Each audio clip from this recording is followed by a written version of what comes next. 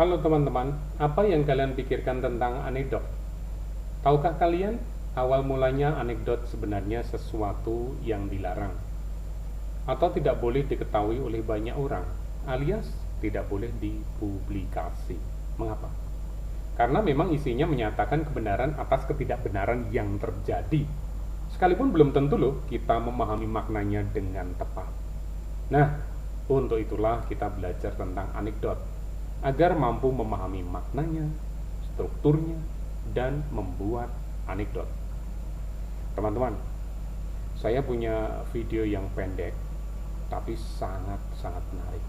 Coba simak video yang saya maksudkan. Silahkan.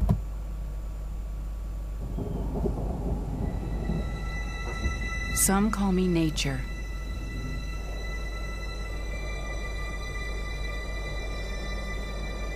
Others call me Mother Nature. I've been here for over 4.5 billion years. 22,500 times longer than you. I don't really need people, but people need me. Yes, your future depends on me. When I thrive, you thrive. When I falter, you falter. Or worse.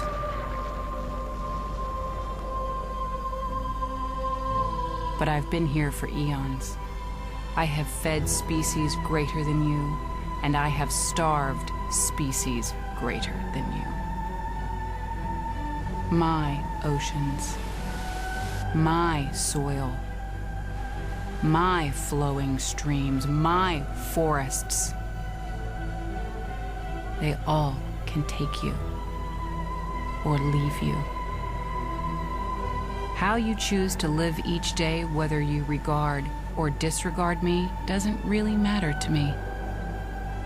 One way or the other. Your actions will determine your fate, not mine. I am nature. I will go on. I am prepared to evolve. Are you?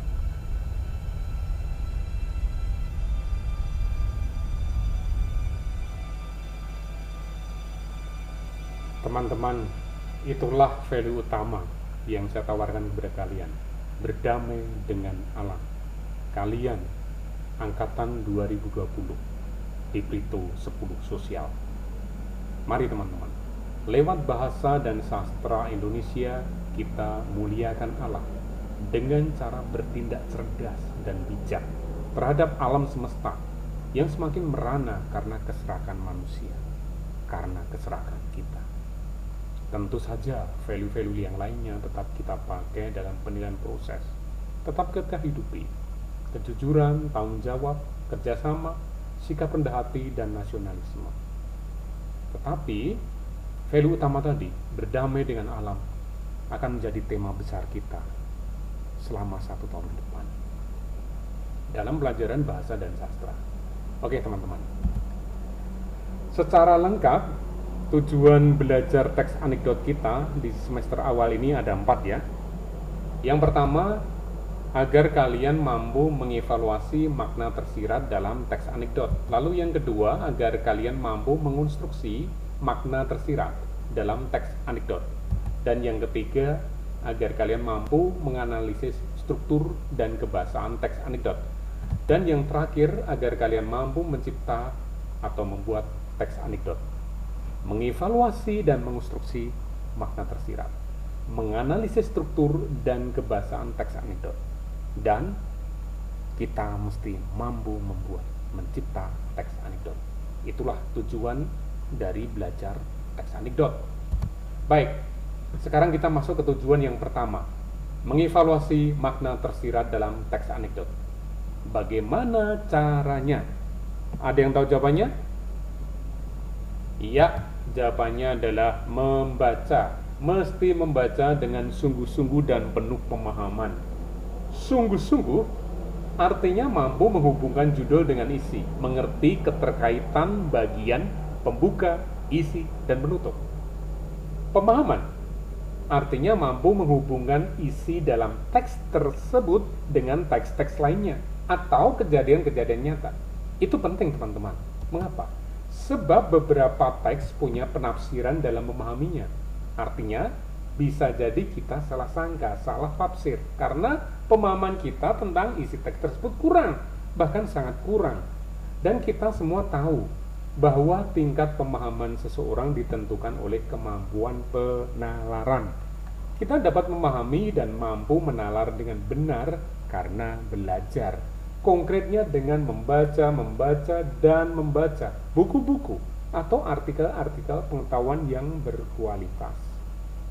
Jadi teman-teman, jika kita agar mampu mengevaluasi makna tersirat dalam teks anekdot, mesti memiliki penalaran yang baik, yang didukung dengan kebiasaan membaca.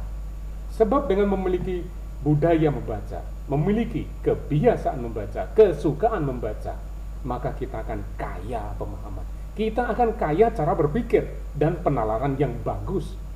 Baik, sekarang akan saya tunjukkan data, fakta, objektif yang berkaitan dengan kegiatan baca. Saya punya videonya. Oke, silakan disimak teman-teman.